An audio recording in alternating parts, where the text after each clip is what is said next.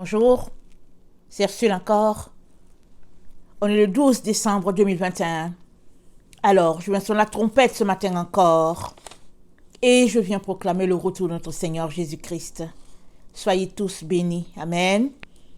Et que sa joie soit notre force en ce jour. Alors, le Dieu Elohim, c'est notre Dieu. Amen. Alors, je viens parler du Dieu Elohim qui est notre Dieu.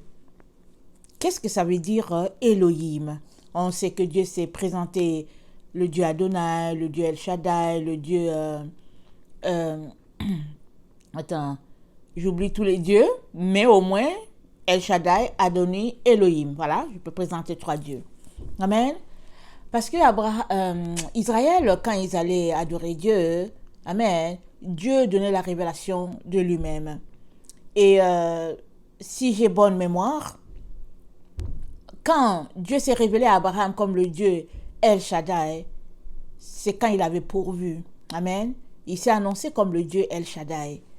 Et après, quand on lit la Bible, on sait que on entend surtout le psalmiste qui parle d'Adonai, qui parle d'Elohim, et puis voilà. Alors, Dieu a dit dans Genèse 1, Amen, il a dit, le verset, Genèse 1, le verset 26, excusez-moi, le matin c'est souvent un peu compliqué, j'avais la gorge qui est un peu lourde, enrouillée comme on dit. Puis Dieu dit, faisons l'homme à notre image, selon notre ressemblance, et qui domine sur les poissons de la mer, sur les oiseaux du ciel, sur le bétail, sur toute la terre, et sur tous les reptiles qui rampent sur la terre. Dieu créa l'homme à son image. Il le créa à l'image de Dieu. Il créa l'homme et la femme. Amen. Donc, l'homme et la femme a été créés à l'image du Dieu Elohim. Et Elohim, déjà, ça veut dire pluriel. Amen. C'est déjà l'idée déjà de pluriel. Donc, dans Elohim, il y a au moins deux dieux qui est dedans. Alors, dans mes recherches, j'ai découvert que dans Elohim, il y a Eloah, qui est déesse, et puis Im, qui est Dieu. Amen. Alors, Elohim, ça veut dire Dieu Père et Dieu Mère. Amen.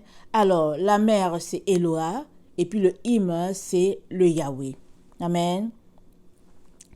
Alors, quand Dieu dit, faisons l'homme à notre image, il est en train de dire, faisons l'homme comme nous sommes.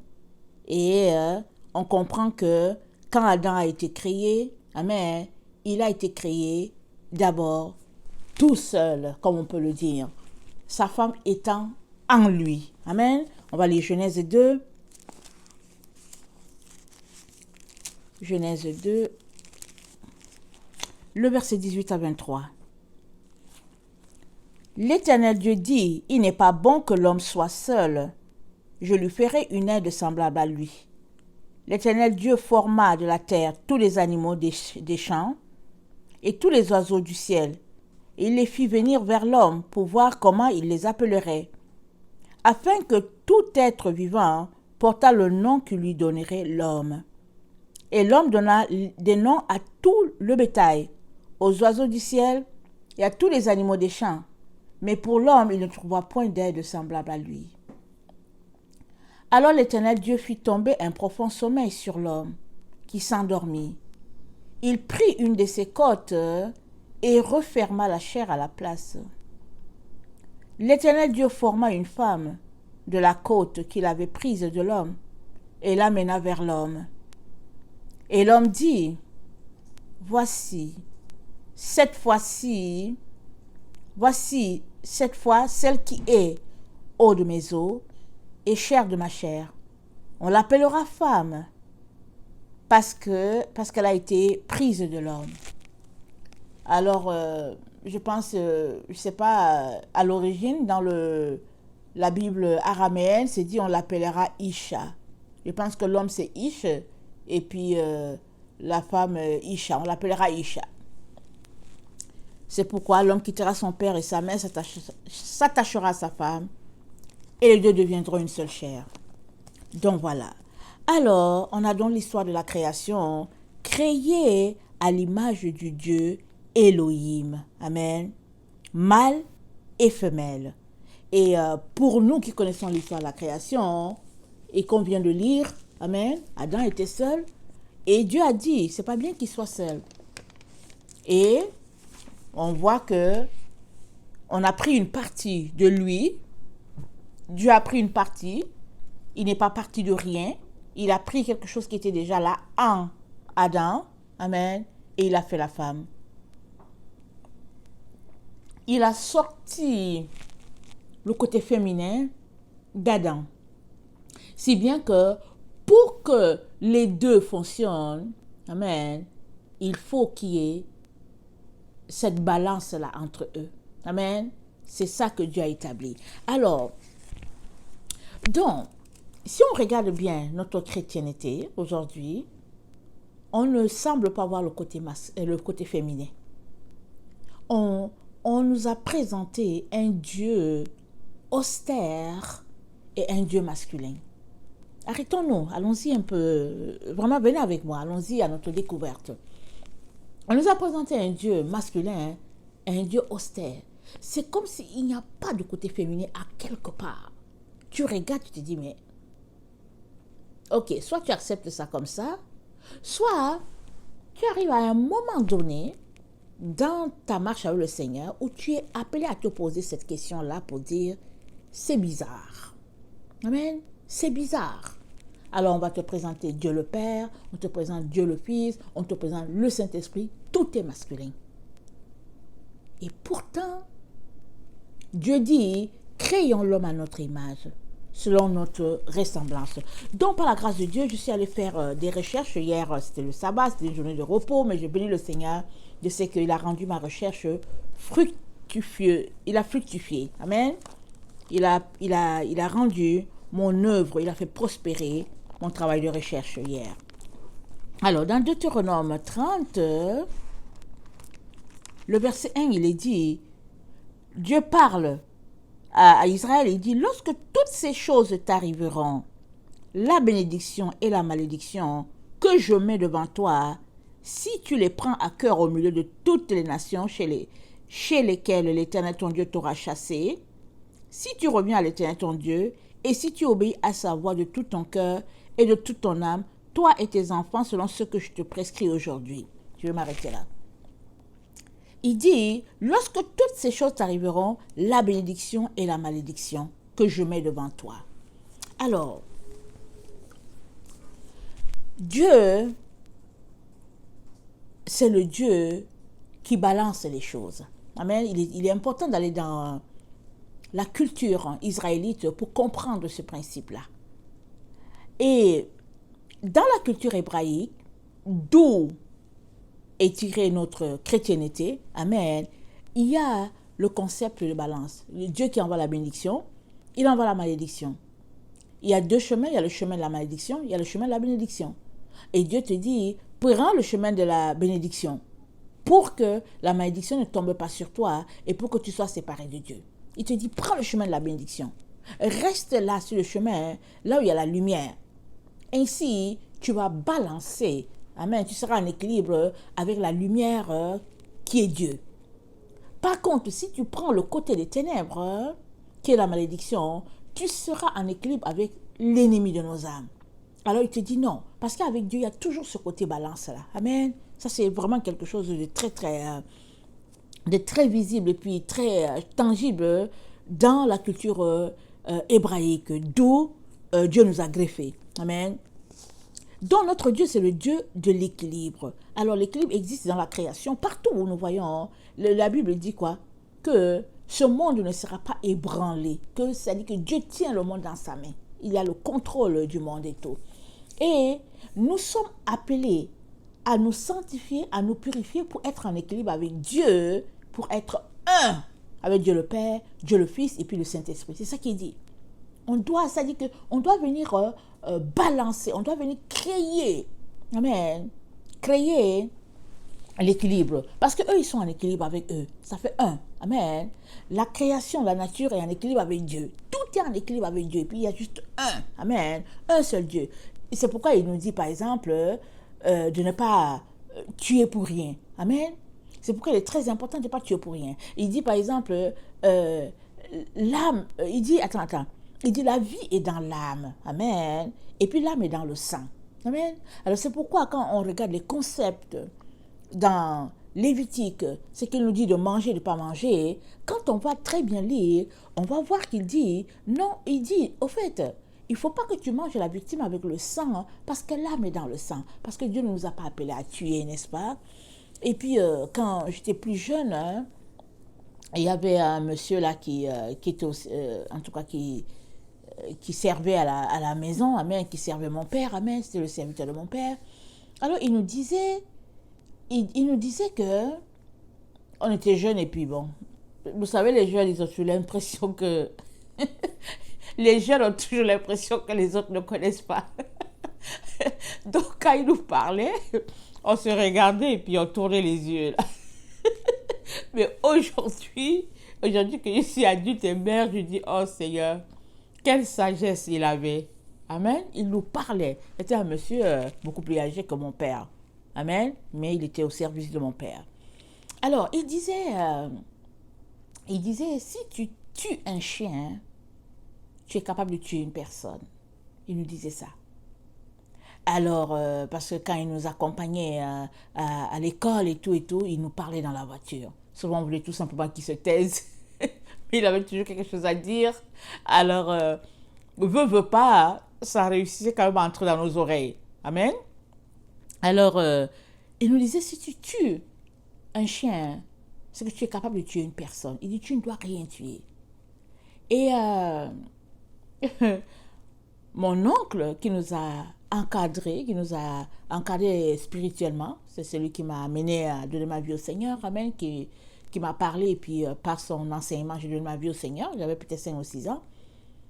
Il nous encourageait à ne pas tuer les insectes. Il disait, mais ils ont besoin de vivre comme toi. alors, quand tu es petit et que tu es là, tu vois un cafard, parce que l'endroit où on était, il y avait des cafards. C'est une zone là où il y a des cafards.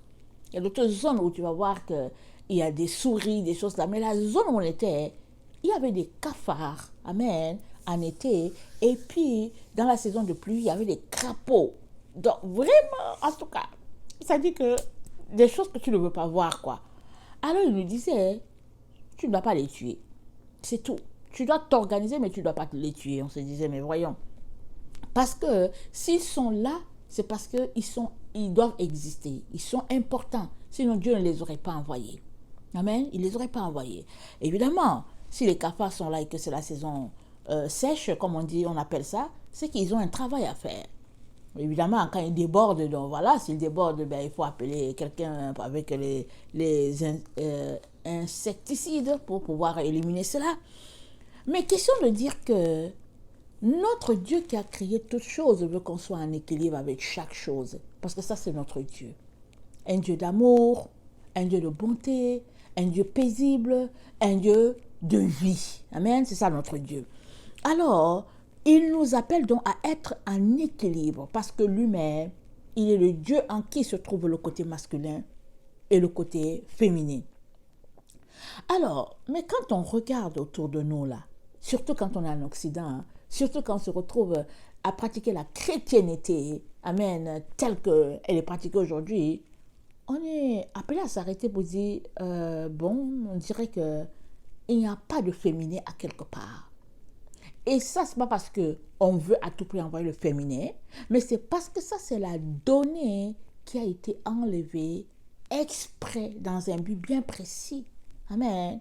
Parce que l'ennemi de nos âmes nous a tout simplement induit sur le chemin que lui, il veut, parce que Satan, lui, ou bien le diable, appelons-le ainsi, parce que le diable, il s'est toujours opposé à Dieu. Il a toujours envié la place de Dieu. dont il a envoyé le monde, amen, pour ce qui est de la chrétienté, à aller dans le sens que lui, il veut. Il n'a pas pu empêcher Jésus-Christ d'aller à la croix, Jésus allait à la croix, et donc de la croix, de la situation de la croix, il s'est servi encore pour orienter les enfants de Dieu dans l'erreur. Tout comme quand Dieu a créé Adam et Ève et qu'il les a placés dans le jardin d'Éden, amen, on ne sait pas après combien de temps il est venu les tromper, mais après un temps, il est venu tromper Ève. Et il a arraché ce que Dieu leur a donné d'entre leurs mains. Il a arraché ça subtilement, en leur faisant croire que ce que Dieu disait, c'était faux, et que ce qui était vrai, c'est ce qu'il était en train de dire à Ève. Et elle a cru.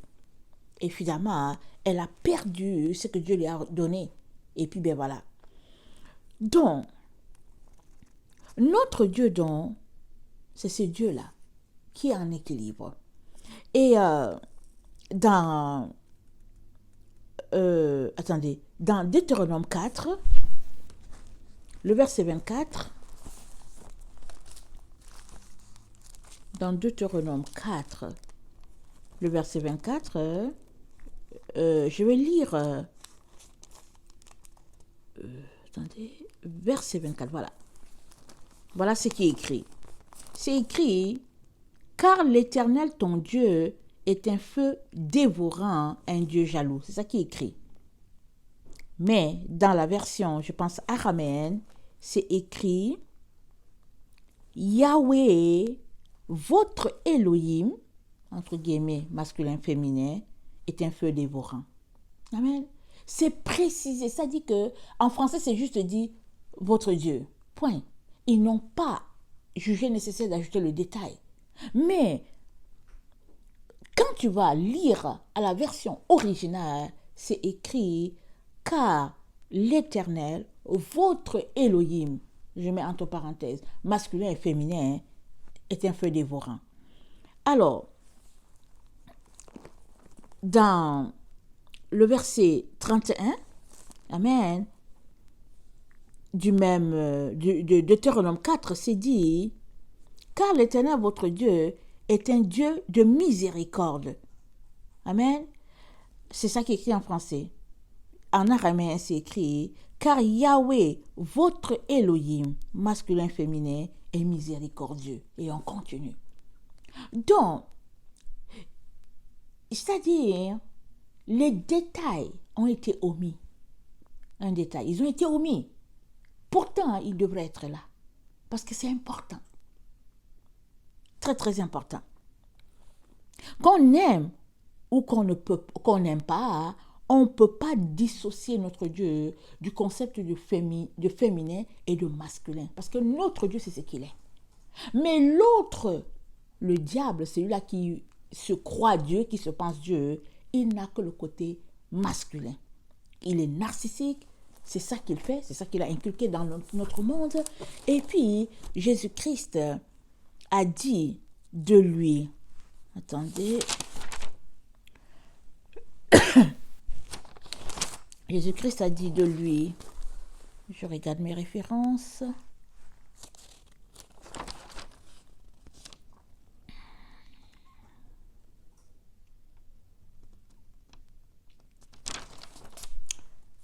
je cherche un verset là que je ne vois pas.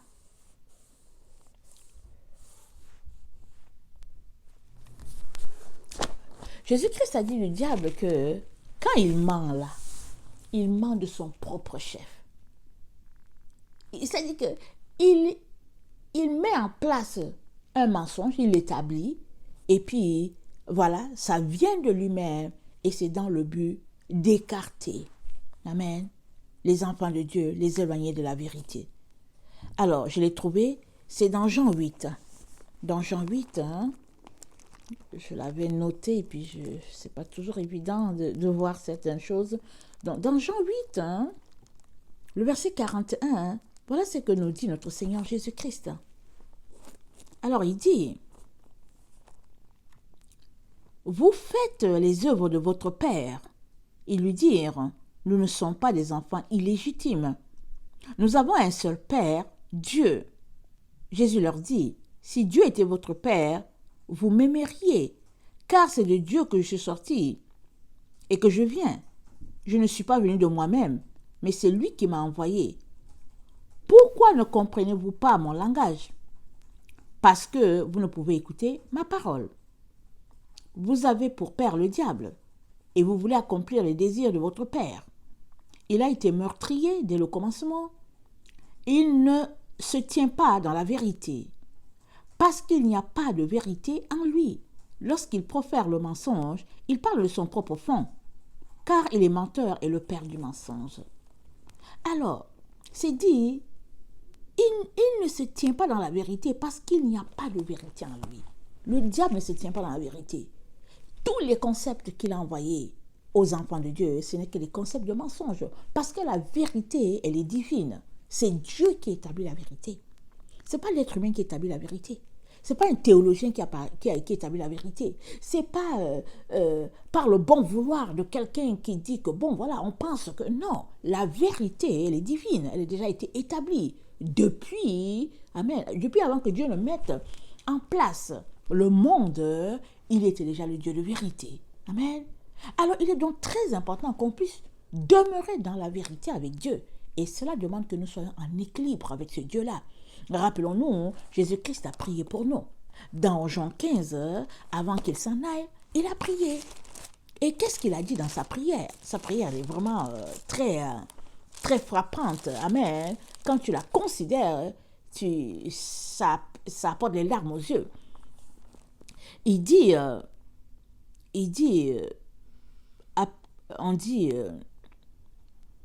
après avoir ainsi parlé, Jean 17, Jésus leva les yeux au ciel et il dit, Père, l'heure est venue. Glorifie ton Fils afin que ton Fils te glorifie. Selon que tu lui as donné pouvoir sur toute chair, afin qu'il accorde la vie éternelle à tout ce que tu lui as donné. Or, la vie éternelle, c'est qu'ils te connaissent, toi le seul vrai Dieu, et qu'ils te connaissent, toi le seul vrai Dieu, et celui que tu as envoyé, Jésus-Christ. Je t'ai glorifié sur la terre,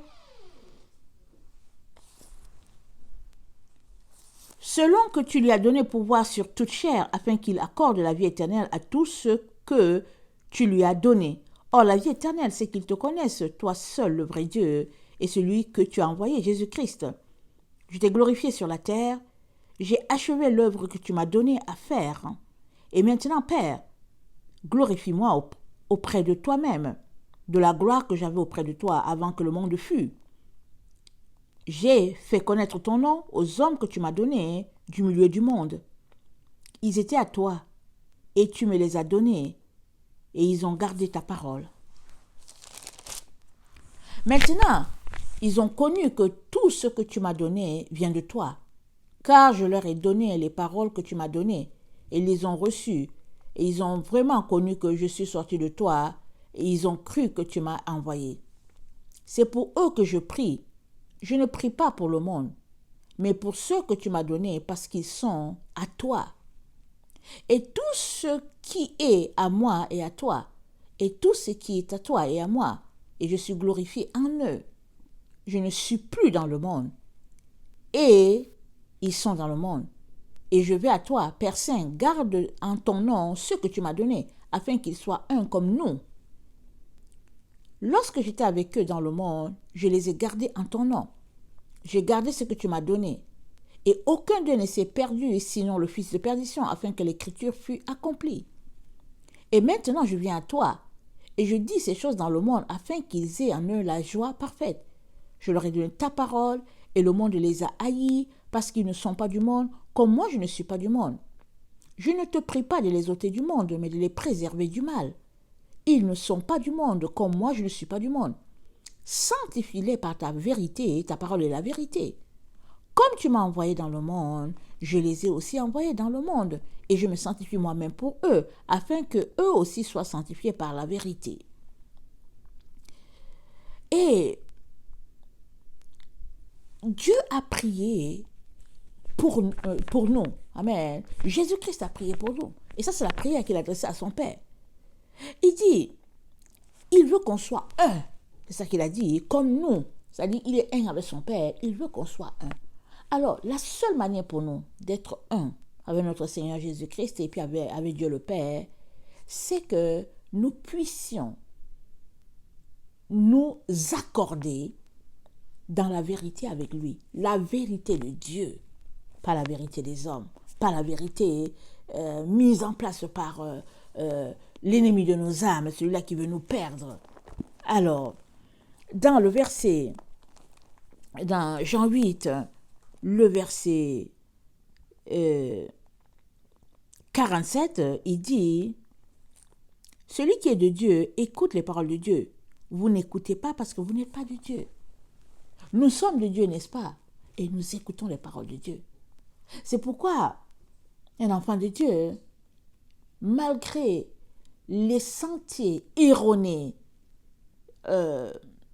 qui se retrouvent un peu partout, dans les assemblées, dans les églises, peu importe, Dieu vient toujours indiquer le chemin à son véritable enfant. Il montre le chemin à son enfant, il dit passe par là, marche par ici parce que c'est ici que se trouve la vérité. Alors, dans Jean 8, le verset 48, on va continuer là, les Juifs lui répondirent, n'avons-nous pas raison de dire que tu es un Samaritain et que tu as un démon? Jésus répliqua, je n'ai point de démon, mais j'honore mon Père et vous m'outragez. Je ne cherche point ma gloire. Il y en a un qui la cherche et qui juge. En vérité, je vous le dis, si quelqu'un garde ma parole, il ne verra jamais la mort. Amen. Il ne verra jamais la mort.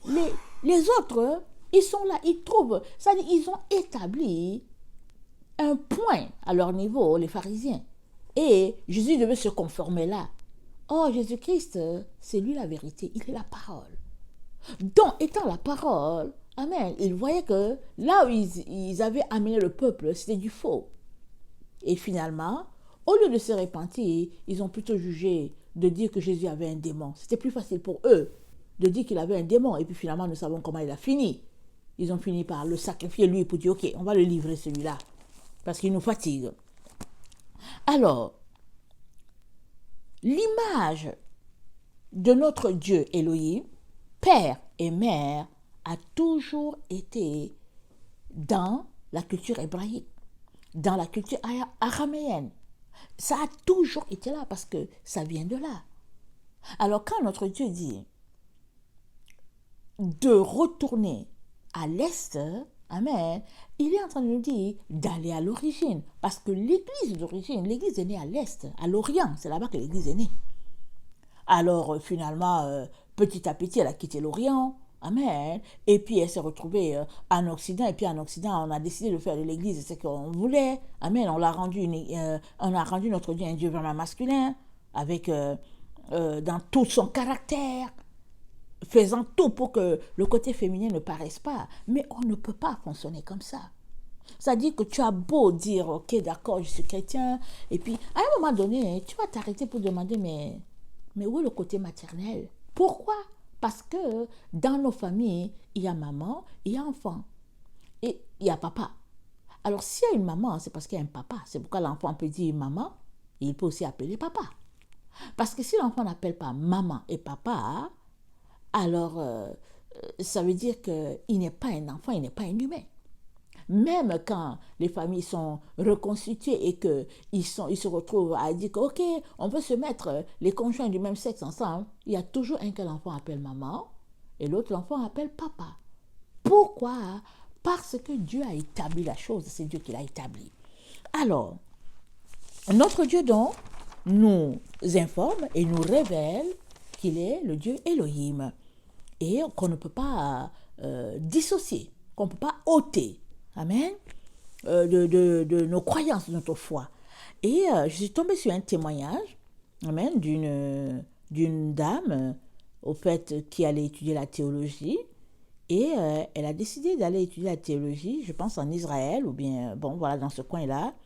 Et elle a été étonnée. Elle dit ce qui l'a frappée, c'est qu'on lui a présenté le Dieu Elohim, le Dieu femme et le Dieu homme. Elle dit ça, c'était le premier choc de sa vie. Elle s'est dit, quoi? Il dit, mais moi, je n'ai jamais entendu quelque chose comme ça. Deuxième chose, on lui a présenté le Saint-Esprit comme féminin. Il dit, mais ça, c'est formidable. Il dit, mais voyons. Et le hokma ou le chokma dans les séphiros, la deuxième séphiro, c'est dit hokma, qui est l'esprit de sagesse. Alors, le roi Kakodesh, c'est féminin. Mais nous, on nous présente le Saint-Esprit, on nous présente comme un esprit qui est masculin, mais en tout temps, quand tu lis dans la Bible araméenne, quand tu lis chez les Hébreux, c'est le féminin. Et je pense peut-être que chez les Grecs, c'est peut-être neutre. Et puis finalement, quand c'est venu au niveau de la théologie occidentale, c'est devenu tout simplement masculin. Et puis donc voilà. Alors, pourquoi l'aspect féminin a-t-il été écarté de la Bible? Amen. Pourquoi? On peut répondre tout de suite que c'est ça le dessein du diable. Nous garder dans une certaine boîte, nous garder dans l'ignorance, nous garder dans un mensonge. Parce que quand les ignorants, l'ignorance c'est quoi? C'est une couche de ténèbres dans ton esprit. La Bible dit quoi? Ceux qui connaissent la vérité, ils seront affranchis. Alors, ça veut dire que nous sommes appelés de marcher de vérité en vérité pour connaître l'affranchissement à chaque fois que nous marchons. C'est ça. Mais si à un moment donné tu t'arrêtes, c'est fini. Ce qui vient à toi, ce n'est plus la vérité, c'est l'ignorance. Et quand tu plonges dans l'ignorance, tu t'égares, tu te perds, c'est fini. On est appelé à continuer de marcher de vérité en vérité, même si ça ne nous plaît pas. C'est-à-dire que grandir, c'est quoi? Grandir, c'est arriver et puis être confronté à une situation pour dire, ah, waouh, je pensais que... Mais non, Dieu te dit non, tu pensais mal. Alors, tu décides soit d'aller dans ce que Dieu est en train de t'indiquer, soit de rester là où tu es. Or, on sait qu'avec le Seigneur, on ne reste pas sur place. Soit tu avances, soit tu regresses. Alors, donc, le concept de balance, c'est le concept que nous devons toujours, nous ne devons jamais manquer, nous ne devons jamais oublier avec notre Dieu. Alors, il a dit, je te donne la bénédiction, je te donne la malédiction aussi. Mais il te dit, toi, choisis la bénédiction. Il est Dieu féminin, il est Dieu masculin. Et l'équilibre, c'est ça qui fait qu'il est Dieu en totalité. Et étant Dieu en totalité, il a créé donc l'homme à son image. C'est-à-dire quoi? L'homme a été créé en Adam.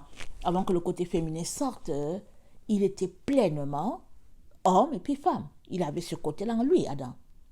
Et Dieu a voulu que ce soit séparé. Alors, attendez. Excusez-moi. On voit aussi ce concept-là de féminin masculin dans la bénédiction de Jacob à ses enfants. Lisons Genèse 49. Amen. Parce que Jacob, il a béni ses enfants quand le moment est venu pour lui de partir. Il les a appelés pour le bénir, mais il a été saisi du Saint-Esprit pour bénir. C'est pas lui qui a décidé de dire ce qu'il a dit. C'est tout simplement qu'il a béni chacun selon que l'Esprit de Dieu le saisissait et puis lui donnait de prononcer les paroles. Alors, dans le verset 8 de Genèse 49, il a dit, Judas, tu recevras les hommages de tes frères. Ta main sera sur la nuque de tes ennemis. Les fils de ton père se prosterneront devant toi. Judas est un jeune lion. Tu reviens du carnage, mon fils. Il ploie les genoux, il se couche comme un lion, comme une lionne qui le fera s'élever. Il se couche comme un lion, comme une lionne. Donc, il y a le concept féminin, masculin, féminin qui est là. Ça, c'est notre Dieu. Amen. Dans Nombre 24, encore ce Dieu-là se révèle, amen, dans ce qu'il est, le Dieu Elohim. Dans Nombre 24, le verset 3, c'est dit, Balaam prononça son oracle et dit, parole de Balaam, fils de Béor, parole de l'homme qui a l'œil ouvert, parole de celui qui entend les paroles de Dieu, de celui qui voit la vision du Tout-Puissant, de celui qui se prosterne dans les yeux s'ouvrent. Qu'elles sont belles tes tentes, ô Jacob, tes demeures, ô Israël. Elles s'étendent comme des vallées, comme des jardins près d'un fleuve, comme des aloès que l'Éternel a plantés, comme des cèdres le long des eaux. L'eau coule de ses eaux, et sa semence est fécondée par d'abondantes eaux. Son roi s'élève au-dessus d'Agag, et son royaume devient puissant. Dieu l'a fait sortir d'Égypte. Il est pour lui comme la vigueur du buffle. Il dévore les nations qui s'élèvent contre lui. Il brise leurs os et les abat de ses flèches. Il ploie les genoux. Il se couche comme un lion, comme une lionne qui le fera lever. Qui le fera lever. Il se couche comme un lion, comme une lionne. Alors, il y a le concept masculin, le concept féminin établi, ancré depuis que Dieu existe. C'est ça qu'il est notre Dieu. Alors, si nous sommes humains, amen, on a aussi ce concept-là en nous. Quand bien même on serait féminin comme moi, je suis une femme, il y a quand même le concept masculin qui est établi en moi, mais il est plus loin, en sourdine. Alors que chez l'homme, le concept masculin est plus élevé et puis le concept féminin est quand même là en sourdine parce que c'est ça qui crée l'équilibre en la personne.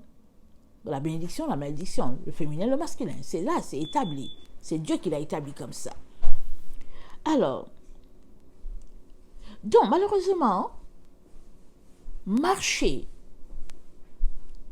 avec juste un Dieu masculin, c'est suivre un autre Dieu que celui-là qui nous a créés. C'est suivre le Dieu là qu'on appelle le diable. Parce que c'est lui qui a envoyé un tel concept, présentant juste le côté masculin. C'est lui qui a envoyé ce concept-là. Parce que dans le côté oriental, les langues qui sont là-bas, que ce soit l'araméen, que ce soit le grec, que ce soit le russe, que ce soit... En tout cas, ils savent que Dieu Elohim, il est bien établi, il est bien ancré et que c'est lui le créateur de l'univers. Alors, si nous voulons donc marcher dans la vérité, demeurer dans la vérité et obéir à notre Dieu, il est très très important que nous puissions aller dans ce sens-là. Il est très important que nous puissions aller dans ce sens-là, c'est-à-dire le sens de notre Dieu. Suivre notre Dieu Elohim et puis grandir dans cette voie-là. Alors, un jour, j'étais en train d'écouter un frère de la Grèce et il était en train d'enseigner. Alors, je l'écoutais et puis bon, ces derniers temps, par la grâce de Dieu, je sais comment cliquer sur, comment on appelle ça là, faire des transcripts. Alors, si quelqu'un parle en russe, alors ça peut être traduit par exemple pour que je puisse entendre ça en anglais. Amen. Alors, ce qui fait que